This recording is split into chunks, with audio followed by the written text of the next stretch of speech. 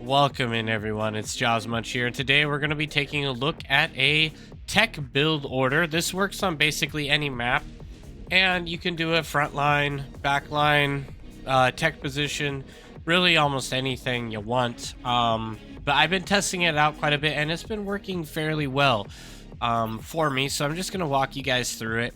Basically, what I've been trying to do is doing a lot more energy income before going to transition to T2 as a tech player, just so that I have a very good foundation.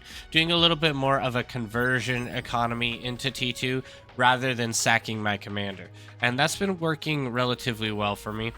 We're going to go ahead and skip past this, but basically we're building a lot of T1 constructors. Usually I go for like 5 or 6.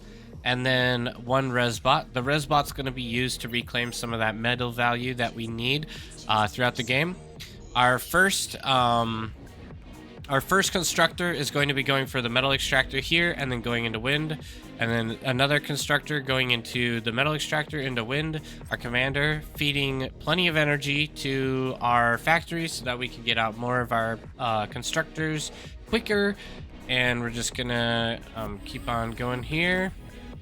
So we kind of stalled out on wind here, which is unfortunate. We had to build a couple wind turbines as well. And then we also want to get decent amount of energy storage. I like to build 3 of them at least. So we have our third constructor that is also getting that third mech as well. So we have all 3 of our metal extractors outside of our starting area. We have a decent amount of wind and even some solar.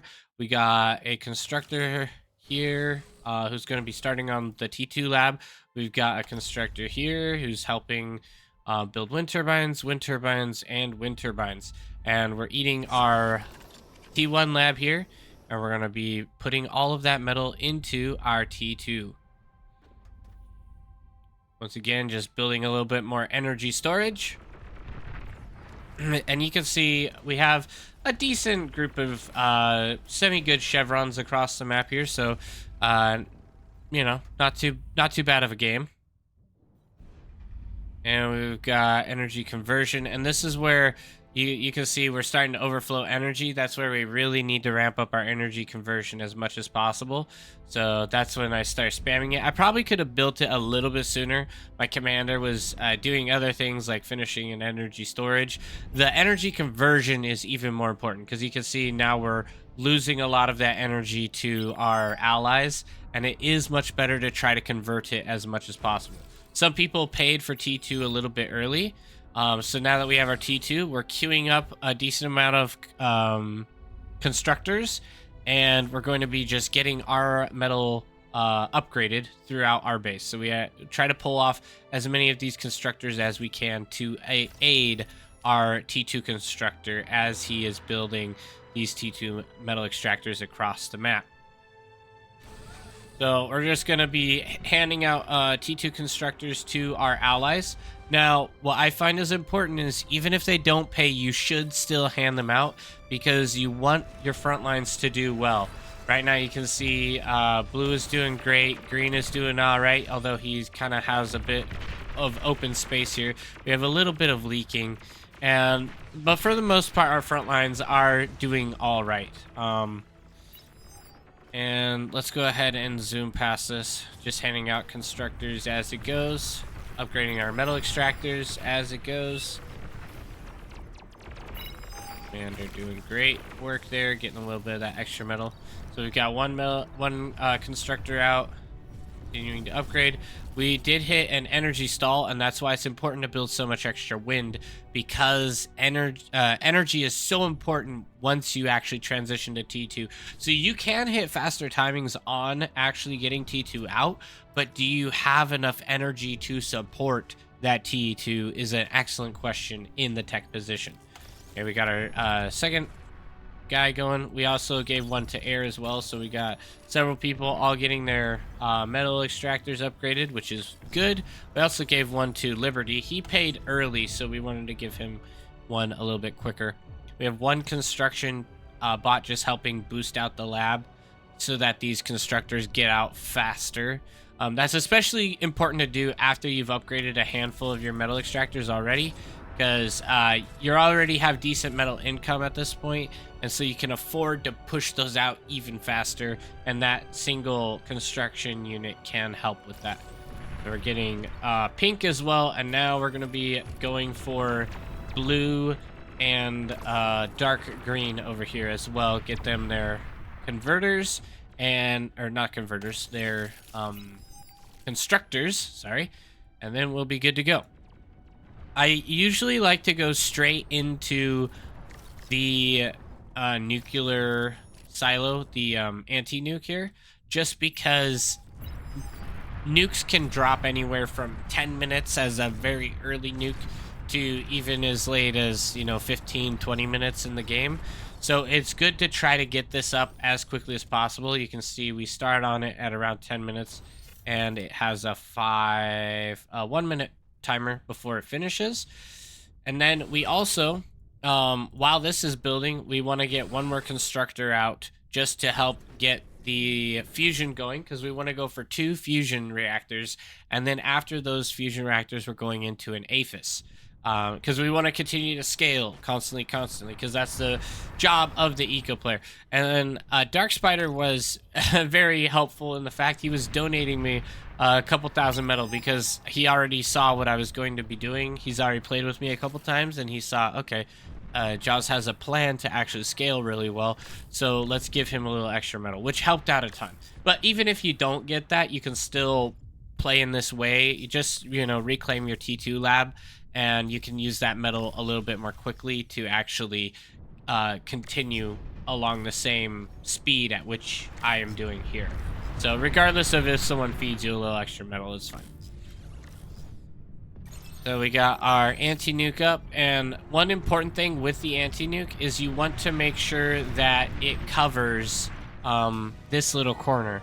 So this is a little corner that can get clicked on by a nuke, and if your anti-nuke only covers to right here, then a nuke can land here, and the economy could be destroyed still, because a nuclear explosion right in this corner will probably blow up everything in this area. So you want to be cautious. Late game, people can have APHIS back here and like converters and stuff. You want to be very cautious to build your anti-nuke so it's going to cover that little corner there. So that's why I position it exactly in that location every game. So that covers most everything we need to. You can kind of see the little line there. It's kind of hard to see, but there is a line right here where the anti-nuke covers. All right, and our second fusion reactor is coming out, and we're going to start reclaiming our T1 constructors, because we don't need as many of them anymore. Wind power is no longer really an issue, and we just need one constructor to be able to scale our build power as we can continue through on this build. I think I get one more constructor. I don't know why. I get one more constructor. That's honestly probably a mistake there. So we reclaim that lab, put all that extra metal into our fusion, and now we go for 2 APHIS right after this. And our metal, we try not to ever overflow. And we're doing great on that, so good there. And now we can start to scale back our wind power. Wind power is less efficient than fusion reactors and advanced fusion reactors, so you don't want to leave it up too long. It's worth it just to take it down and put all that metal into the fusion reactors, and also just it takes more space. You want to try to minimize the amount of build power that you need across your base, and being able to build your build power closer together by removing some of the windmills is a good tip to just spend a little less metal on actual build power.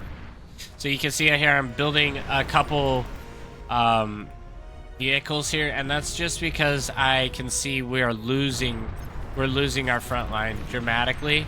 So I'm like, okay, we can't really continue doing our plan. We really need to just spam out some basic T2 units or T1 units just to make sure that yellow doesn't come and fully collapse into our opening here. So if you look from my view, Look at all this. That can all end up falling in and collapsing on us rather easily. So we got to be very cautious. Thankfully, light blue comes in to help a bit, but the enemy commander is definitely doing some damage. And we start pumping these passively. I actually would have probably preferred to pump them a little bit faster than what I was doing there. But it is what it is. We get a couple more energy converters to match our APHIS. Usually it's a good idea to do 4 energy converters to 1 APHIS. I find that usually works pretty well. On occasion, you might need to add an extra one here or there. So we are holding this front line, getting a little bit, yeah, see our units are flowing in. And I don't really want to micro these units if I can help it, just because I want to devote most of my attention to my economy. As much of my attention to the economy as I can is a good idea. So we send resbots in so that we get some of this value, eating up all this metal, and we also send in these tanks because we want to just secure this front line. And here we go. I hand over these tanks to Liberty. That way he is able to actually micro them, and I get to focus on my economy. And if it's someone you can mostly trust, someone that is somewhat capable, it's even better. Liberty did pretty good this game, so kudos to him. I know he's a 1 Shiv, relatively new, so glad he was able to hold decently well. Blue here is dealing with some interesting damage. Looks like napalm is landing. I didn't realize we had Legion as well, but there is Legion enabled on this one. So anyway, our second APHIS is coming up. We have a decent amount of metal coming in from all that reclaim that we had, and so we're going to be scaling up our build power, making sure we also build a metal storage so that we don't overflow that metal. We want to try to retain that value, and we're going to be putting all that metal straight into the APHIS. And we're just barely spending it more than we are using it. Or spending it more than we're getting it. We don't really need our labs anymore, so we're going to eat that. Scale our build power, get our APHIS up. And this is where we start our first aggressive play. Okay, we have secured our front lines. We didn't lose heavily. We gave a little bit of extra support to these guys so they can hold. And now we're going to go into our T3 after we get this these last converters up. Right now we're wasting a bit of energy, so we want to try to get these converters up as quickly as possible. And now we got T3 coming. So right now we want to check our front line. You can see we've collapsed. This is a really bad position. We have a bunch of bull tanks on the front line, so we start spamming ticks. They also have a Starlight that's going to do massive damage very rapidly. But we also have our T3 coming out to defend. So we're going to be able to hold this position decently well. We just want to make sure that they don't wipe out his economy if we can help it.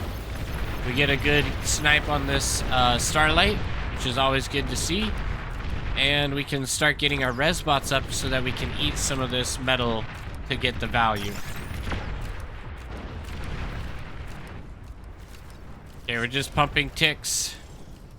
Honestly, I probably should have started building more Marauders, but I think I was a bit distracted there with making sure they don't get into our air.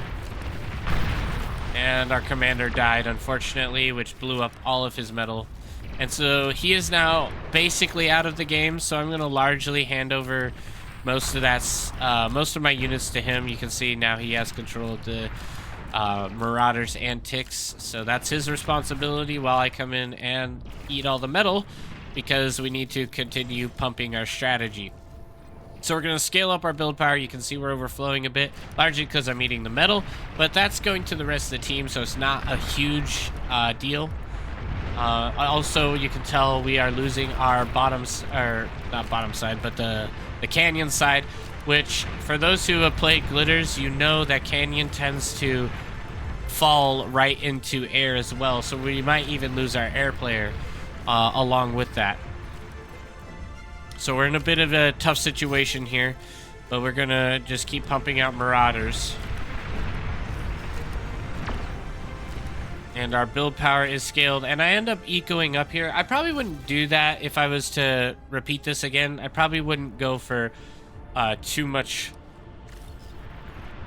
more eco in this position. I feel like it's a bad decision, just because we need the units out on the field. Anyway, so we basically lose Canyon completely. Yeah, Marine dies, and I start pushing units in over here to try to hold them off. So we're in a really bad spot. We had essentially 3 bases wiped, and then we also have the air player who is struggling to even hold up at the front line too. So we're 3 bases down. We're in a really bad situation. This is about as bad of a situation as you could ever find in a Glitters game. Having 3 of your teammates completely wiped already. And we have nothing on the opponent. But our economy is in a great position. We got 3 APHIS, working on our 4th as well, and we are scaling build power and pushing out lots of these Marauders rapidly. The Marauders are pushing in. We just make sure to hold them off. Thankfully, they were able to eliminate that without too much trouble. And I'm handing off the Marauders to my allies.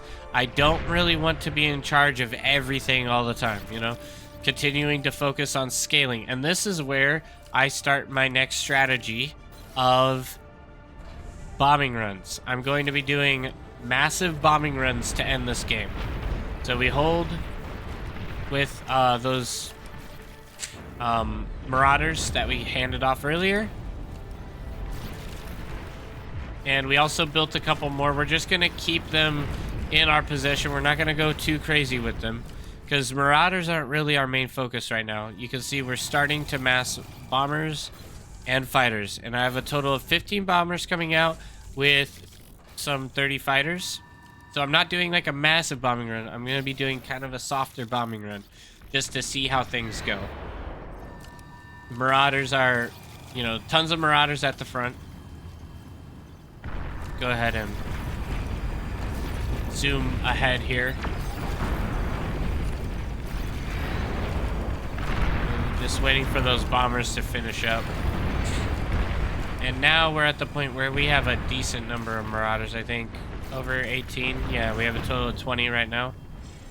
We're just going to keep spamming them.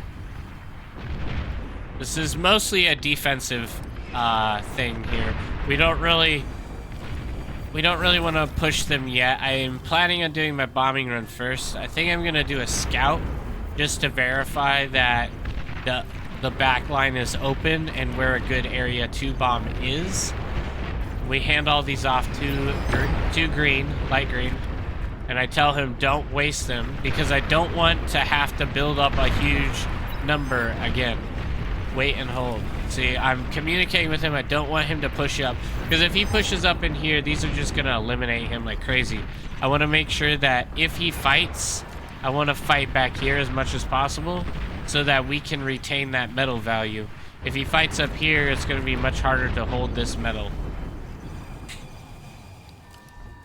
So we got bombers going. I turn off my Marauders so we can focus bomber fighters. And we're also pumping out some T1 fighters as well. We are largely metal stalled, but we have a decent number of units. We got 30, 40 fighters, 13 bombers or so. I think 13 bombers. Let's see, 15 bombers right now. Go ahead and speed past until we start the fight. And he does a good job holding them with the Marauders. I know it's tempting to push in when you have a lot of T3, but it's a good thing he didn't, because he can stop that push. Okay, and so here's our bombing run. Pushing in. And we have good scouting, so we got vision of everything. And the bombers are going forward. Now, with the bombing run, it's very important not to let your fighters get too far ahead of your bombers. You want them to stay relatively close to each other, because if your fighters run off and die to flak, it gives too much time for the flak to hit both your fighters and your bombers. You want the bombers and fighters to be relatively close together, so that it's harder for the flak to fully impact all of your units. Anyway, but you also want the fighters ahead so that the fighters are able to actually kill the enemy air players. So we get some good value targets here. Killing a couple Aphis. Okay. Bombing all of his stuff largely.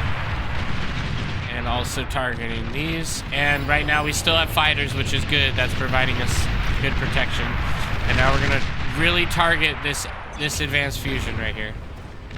Boom, advanced fusion gone. And they're pushing, but we are still alive because he did not totally charge in with his Marauders and get them killed. Okay, good kill here. I think we almost get it. We might not actually get his Aphis. Yeah, we ran out of units there. So we just pull back and we turn on our Marauders once again. And our economy is great. So we're just going to leave Marauders on, Bombers on, and Fighters on, and just let that scale pretty much the rest of the time. Oops. And we are holding the line, which is great. And I also give the command, I'm like, hey, everyone on this side, push Canyon. This is your chance to push Canyon. So they're pushing now, and they're able to do massive damage and just clean up everything that I did there. And I am here holding on this side because I know we are still going to have a fight on our hands. So I want to actually take a minute to talk about the economies right now. So right now, our metal income is 100 above our opponent. If we did not do that bombing run, we would have been basically behind or dead even with them. So if it was very important that we did that when we did. Thankfully, I think they're probably wasting a bit of energy right now. It looks like they're not, but thankfully we were able to wipe out a decent amount of production and build power for the eco player, and that was huge. Bombing the air player is also massive. These are the two prime targets for tech. Is if you can kill the air player, that gives you a massive advantage in the sky. If you can kill the tech player, gives you a massive advantage on the ground. Because those are the two players that are going to be able to best impact the map. So we're in a good position. The economies are now leveled up a bit. Our team is actually ahead on economy, thankfully. And we're in a good position to actually carry the game very, very well.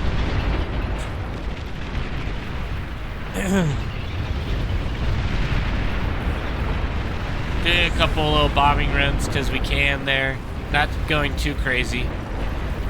And once again, just mostly handing off the T3 to our front line so he can hold.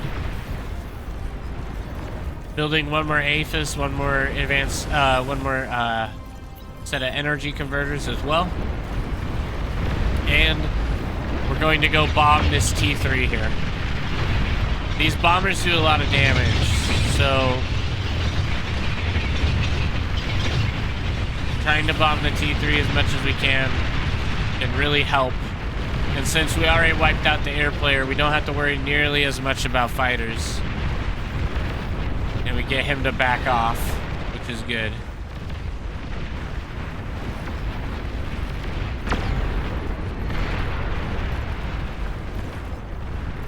There is definitely still a fight on our hands, but there's a lot of reclaim out here, and our allies are getting that reclaim. I think, where are we getting all that reclaim from? Because right now we're at like 700 metal income.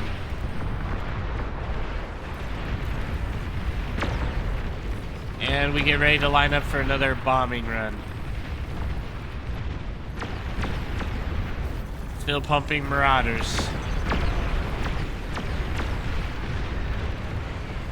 And I know this area is the weak point. Honestly, this was a little bit risky, but it's fine.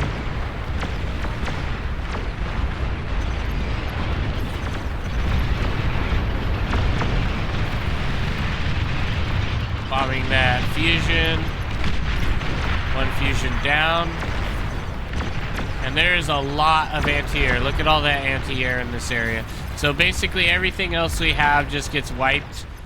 And I think I might even turn off my bombers at that point. Yeah, see, I paused them.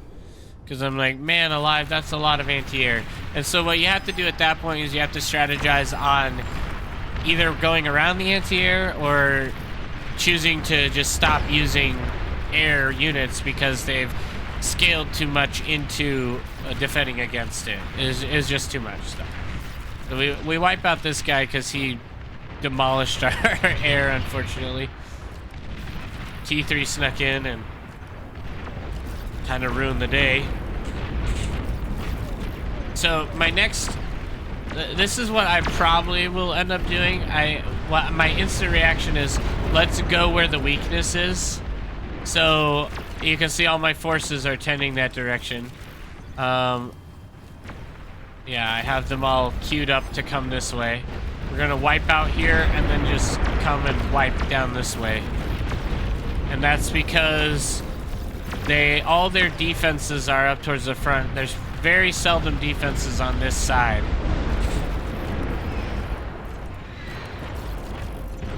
Okay, let's go ahead and speed up to let them get a chance to move in where they're going.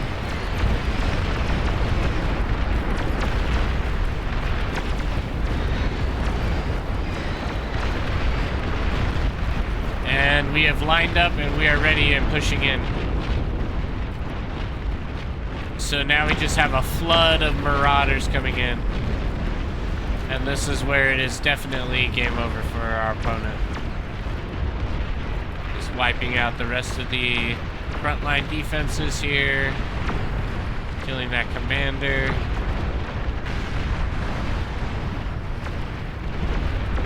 Fusion reactor. Marauders.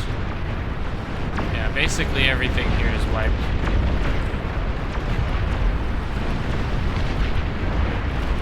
Good kills. And hitting this economy as well. We want to try to hit this build power here if we can. Build power and anything like a fusion, build power, converter, those are the main targets we need to aim for when doing strategies like this. And this is where they surrender. They realize that we're already at the back line. There's no chance. We got one guy to hit this fusion. I think he gets that fusion. And these guys need to push up a bit.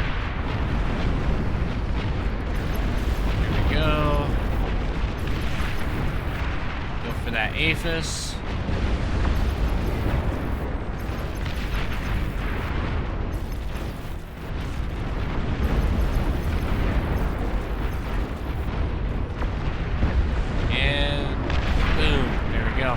So that's basically the whole economy. So they finally surrender, and it's GG. Anyway, hope that gave you some ideas. I'm gonna also show you guys just a couple lists of games that I've used this strategy on, so that it's a little bit more evidence, if that makes sense. Because I know some of you are gonna be skeptical. You're gonna be like, oh well, the only reason that worked is because you did this and it was against new players or whatever, or it's only because you went up against glitter noobs. I'm going to show you a couple different games that I've done where this was successful, okay? So the list is going to be right here. So like I said, these are the list of games that they were quite successful with. Not every game do I try the same strategy, but most of these games are very, very similar in strategy and similar in eco production and how I'm doing the game. And some of these are good, like higher level lobbies, mixed level lobbies, and low level lobbies. It's a combination of all of them. So and I also have like a frontline version of this, and it works out pretty well. So appreciate you guys watching, and give this build order, if you want to call it that, a try, and let me know if it works for you, and leave any questions you have about it down in the comments below. If you haven't subscribed, definitely do so, and I will see you guys on the battlefield.